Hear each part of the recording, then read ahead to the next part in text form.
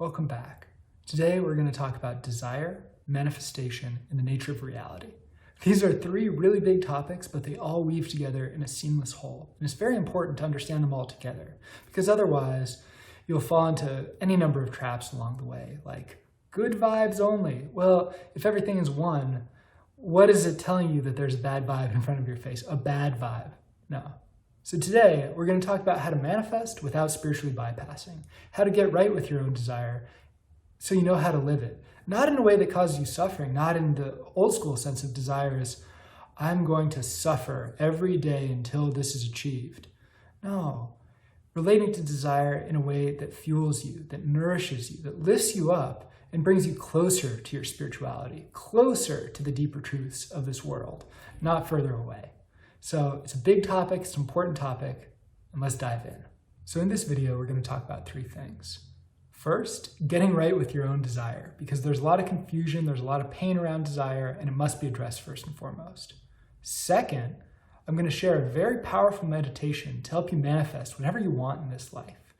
It's not really the meditation that's going to do it for you. It's not something outside yourself. The meditation is a way to relate to yourself more deeply, to feel what you need to feel more deeply, so that you can actually receive and create what you want. Third, and finally, we're going to talk about how to lean on the power of your desires, how to lean on the power of your own emotions when the going gets tough. So as a practice for integrating these insights into moment-to-moment life, because sure, it's great to feel good on the meditation cushion, but what happens in the moment? That's where the action is. So we're going to talk about all three. We're going to talk about a healthy way to relate to desire. We're going to talk about how to actually amp up your desire and create what you want in this life. And then we're going to talk about how to integrate that in everyday life. So let's dive in. So first and foremost, I want to talk about how to get right with your own desire. Because there's a lot of shame in this world around desire, especially in spiritual community. People point to the intro teachings in Buddhism and try to just throw it over the fence. And in part, I don't blame them, because the way we usually relate to desire is very painful. It says, oh, I can't enjoy the moment until my wish list is checked off. And that's not what I'm talking about at all. We're talking about a conception of desire where you're free and peaceful in the moment and going for more. Not because you need to, not because of craving, but because that's what this life is. It's a gift to receive and to create. And so it's more nuanced than simply saying, oh, desire is the cause of all suffering, so let me cut it loose. So the way out of this trap is to separate form from function.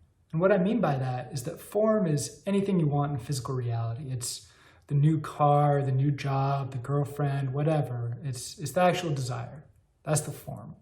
The function is the underlying feeling behind it. It's like, wow, what would that be like to be in love? Oh, that lights me up.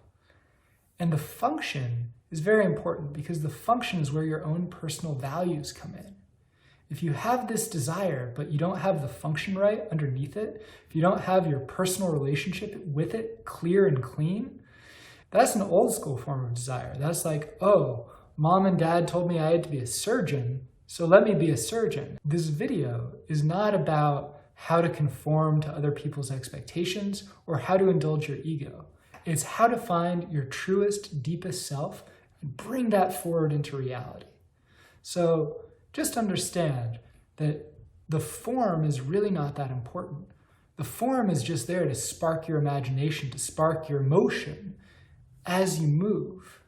It's not like you need to hold true to the same form. It's not like my desires today have to be the same tomorrow, a month, or a year from now. No. They're like a curved bridge where once you start walking up and going towards the goal, you don't really know what's on the other side. You just know that it feels good to go towards something. So many people are doing maybe the right things, but for the wrong reasons. And so this is how to live for the right reasons. It's the way to heal the pain that a lot of us have around desire. And the way to do that is just by simply getting clear within yourself. Who am I? What do I dream of? And what does that feel like? And who does that make me?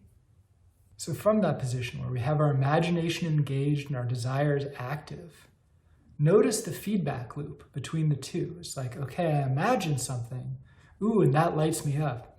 and then I'm lit up by that desire, by that imagination, which in turn makes my vision more clear and more detailed. And then another detail comes in and it sparks another feeling, and another feeling sparks another detail. And so the idea is that you're not really staying in one side of it for too long. You're not just going for feeling and you're not just going for form. You're going for the alchemy of both. When you have your imagination running, you have your desire running, all that's left is your expectation. And this is where it gets tough for people, because our culture is full of expectations like no pain, no gain, or don't get your hopes up.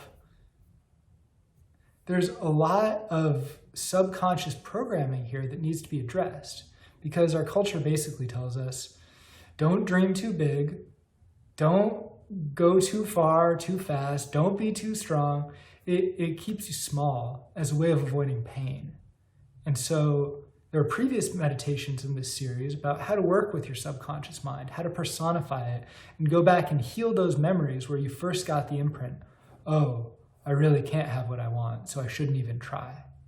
So there'll be a link to those, and I encourage you, if you go for this practice and it's not working the way you want it to, look in the past. There might be some stuff to heal.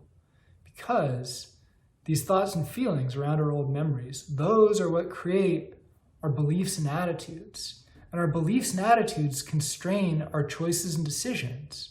Some of you might have a belief so strong that this will never work that you just stop watching. Because what's the point? It's like, I've heard it all before.